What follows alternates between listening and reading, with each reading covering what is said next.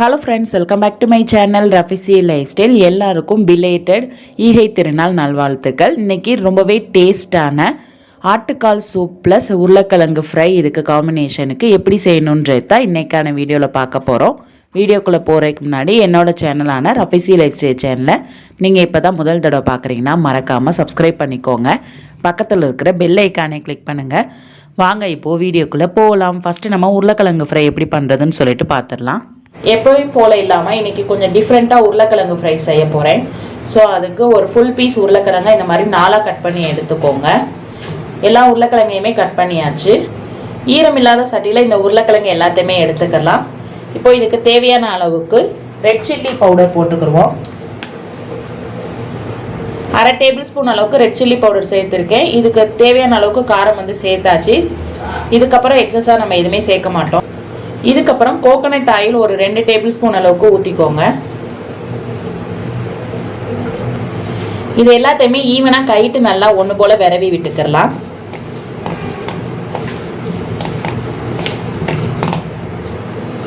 இப்போ இதுக்கு தேவையான அளவு உப்பு சேர்க்கணும். கம்மியாகவே சேர்த்துக்கிறோம். பத்தலைன்னா 2வது சேர்த்துக்கலாம். இதையும் நல்லா மிக்ஸ் பண்ணி விட்டுக்கலாம். தேங்காய் எண்ணெய் சேர்த்துக்கோங்க. வேறு எந்த எண்ணெயும் சேர்க்க வேணாம். தேங்காய் எண்ணெய் சேர்த்து நம்ம செய்யும்போது இதோட டேஸ்ட் இன்னுமே நல்லாயிருக்கும், நல்லா மணமாக இருக்கும். அதுக்காக தான் தேங்காய் எண்ணெய் சேர்க்குறோம். இதை ஒரு 2 நிமிஷத்துக்கு மட்டும் அப்படியே செட்டில் பண்ணி வச்சுட்டு எப்பயும் போல் நம்ம உருளைக்கிழங்கு ஃப்ரை பண்ணி எடுக்க போகிறோம். ஸோ இந்த மாதிரி செய்யும்போது இதோட ஸ்ட்ரக்சர் அப்படியே மாறாமல் இருக்கும். கலருமே நல்லா ரெட்டிஷாக இருக்கும். ஸோ ஒரு 2 நிமிஷத்துக்கு இதை அப்படியே நான் செட்டில் பண்ணி வைக்கிறேன். இப்போ ஒரு 2 நிமிஷம் ஆனதுனால ஸ்ட்ரைட்டாக நம்ம கேஸில் வச்சிடலாம். மீடியம் ஃப்ளேமில் வச்சுட்டு இதுக்கு மூடி போட்டுக்கலாம். ஒரு 10 to 15 மினிட்ஸ் வரைக்கும் மீடியம் ஃப்ளேமில் இருக்கட்டும். அதுக்கப்புறம் நம்ம 2வது ஈவனாக மிக்ஸ் பண்ணி விட்டுக்கிடுவோம். இப்போ ஒரு 10 நிமிஷம் ஆயிடுச்சு. ஓப்பன் பண்ணுவோம்.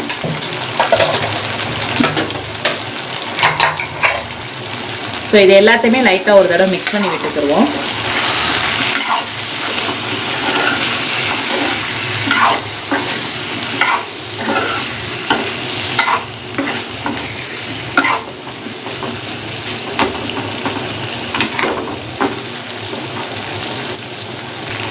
எல்லாத்தையும் ஈவனாக மிக்ஸ் பண்ணி விட்டாச்சு. ஸோ நமக்கு லைட்டாக எக்ஸஸாக ஆயில் இருக்கிறதுனால அடியில் எதுவுமே அடி பிடிக்காது.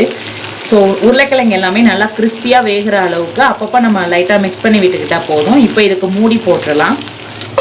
லோ ஃப்ளேம்லேயே வச்சு இது எல்லாத்தையுமே நல்லா வேக வச்சு எடுத்துக்கிறலாம். ஒரு 20 மினிட்ஸாக நான் லோ ஃப்ளேம்லேயே வச்சு நல்லா இதை குக் பண்ணியிருந்தேன். ஸோ இப்போ ஓப்பன் பண்ணுவோம். பொட்டேட்டோ ஃப்ரை எந்த கண்டிஷனில் இருக்குன்ட்டு.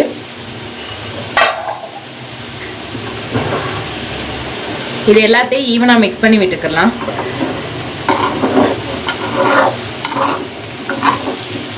கொஞ்சம் பார்த்து மெதுவாக மிக்ஸ் பண்ணி விடுங்க, ஏன்னா உருளைக்கிழங்கு எல்லாமே உடைய ஆரம்பிக்கும்.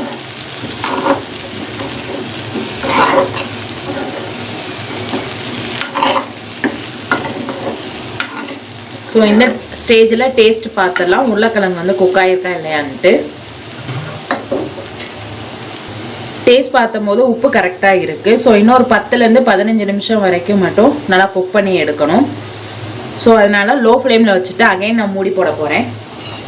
கொஞ்சம் அடி பிடிக்காமல் மட்டும் இது எல்லாத்தையும் குக் பண்ணி எடுத்துக்கலாம். இப்போ ஒரு 15 நிமிஷம் ஆயிடுச்சு. பொட்டேட்டோ ஃப்ரை பார்ப்போம். அவ்வளோதான், பொட்டேட்டோ ஃப்ரை இப்போ ரெடி ஆயிடுச்சு.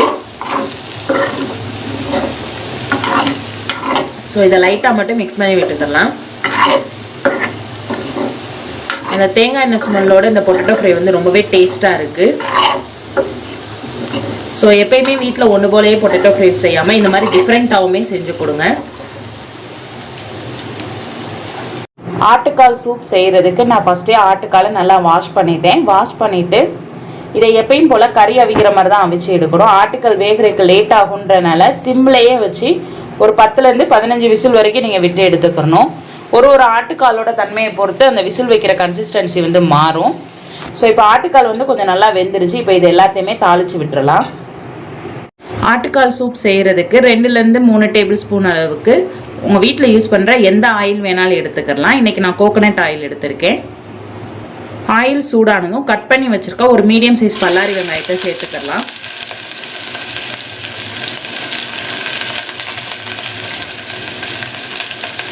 ஒரு 2 நிமிஷத்துக்கு இது எல்லாத்தையும் வதக்கி எடுத்துக்கலாம். இதுக்கப்புறம் ஒரு சின்ன சைஸ் தக்காளி கட் பண்ணியிருக்கேன், அதை சேர்த்துக்க போகிறேன்.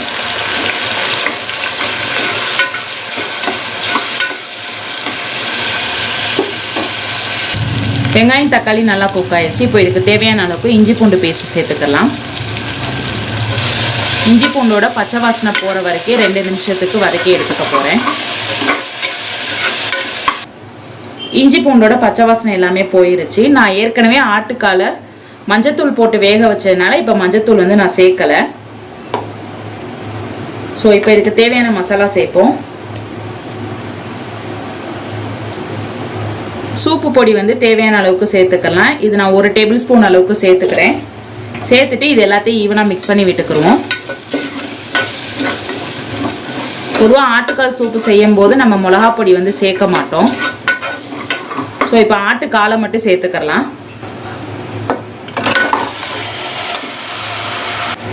ஒரு 2 கால் மட்டும் நான் சேர்த்துருக்கேன். இன்னைக்கு பக்ரீத்துக்கு நாங்கள் கட் பண்ண கால் தான் இது. ஆட்டோட காலுங்க ஏங்க. ஸோ இது ஈவனாக மிக்ஸ் பண்ணி விட்டாச்சு. இதுக்கு தேவையான அளவுக்கு உப்பு சேர்க்கணும். ஆட்டுக்காலை பொறுத்த வரைக்கும் உப்பு வந்து கம்மியாக தான் சேர்க்கணும். கூட சேர்த்தோம்னா உப்பு ரொம்ப கரிச்சு கிடக்கிற மாதிரி இருக்கும். ஸோ கம்மியான அளவு மட்டும்தான் நான் சேர்த்துருக்கேன். சேர்த்துட்டு இதையும் மிக்ஸ் பண்ணி விட்டுக்கலாம். இப்போ இதுலேருந்து வந்த சாறை வந்து சேர்த்துக்குருவோம்.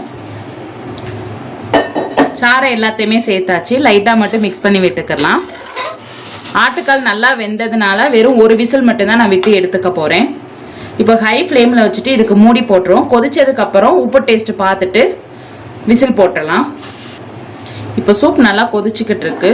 ஸோ உப்பு காரம் எல்லாம் கரெக்டாக இருக்கான்னு சொல்லிட்டு பார்த்துடலாம். மசாலாவோட கன்சிஸ்டன்சி எல்லாமே. உப்பு நான் ரொம்ப கம்மியாக சேர்த்துருந்ததுனால சுத்தமாக ஆட்டுக்காலில் உப்பே இல்லை. நான் வேக போடும் போதுமே உப்பு போட்டு வேக வைக்கலை.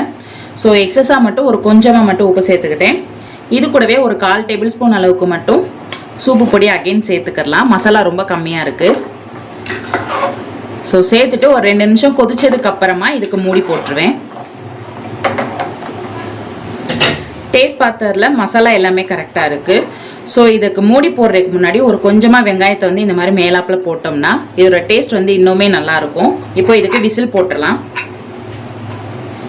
நான் ஏற்கனவே சொன்ன மாதிரி எனக்கு ஆட்டுக்கால் வந்து நல்லா வெந்ததுனால நான் வெறும் 1 விசில் மட்டும்தான் வைக்க போகிறேன். சிம்லேயே ஒரு 10 நிமிஷம் வச்சுருன்ட்டு 1 விசில் வந்ததும் கேஸ் ஆஃப் பண்ணிடலாம். சாப்பிட்றதுக்கு நேரம் ஆயிடுச்சு. ஸோ சுட சுட சாதமே தயாராக இருக்குது. இதுக்கு காம்பினேஷனுக்கு நல்ல காரசாரமான டிஃப்ரெண்ட்டான பொட்டேட்டோ ஃப்ரை சூடாக இருக்கும் போதே சாப்பிட்ருங்க. இல்லை ஆறி போயிடுச்சுன்னா அதோட கிறிஸ்பினஸை வந்து மிஸ் பண்ணிடுவீங்க. ஸோ இதுக்கு கொஞ்சம் சட்டிலான உடம்புக்கு ரொம்பவே ஹெல்தியான ஆட்டுக்கால் சூப். ஸோ இந்த ரெசிப்பியை உங்கள் வீட்டில் செஞ்சு பார்த்துட்டு எப்படி வந்துச்சுன்னு சொல்லிட்டு எனக்கு கமெண்ட்டில் மென்ஷன் பண்ணுங்கள். உங்களில் யார் யாருக்கெல்லாம் ஆட்டுக்கால் சூப் ரொம்ப பிடிக்குமோ அவங்களுமே எனக்கு கமெண்ட்டில் மென்ஷன் பண்ணுங்கள். இது உங்கள் ரஃபிசி லைஃப் ஸ்டைல். இந்த வீடியோ உங்களுக்கு பிடிச்சிருந்துச்சுன்னா லைக் பண்ணுங்கள், ஷேர் பண்ணுங்கள். மறக்காமல் ரஃபிசி லைஃப் ஸ்டைல் சேனலை சப்ஸ்கிரைப் பண்ணுங்கள். பக்கத்தில் இருக்கிற பெல் ஐக்கானே கிளிக் பண்ணுங்கள். தேங்க்யூ.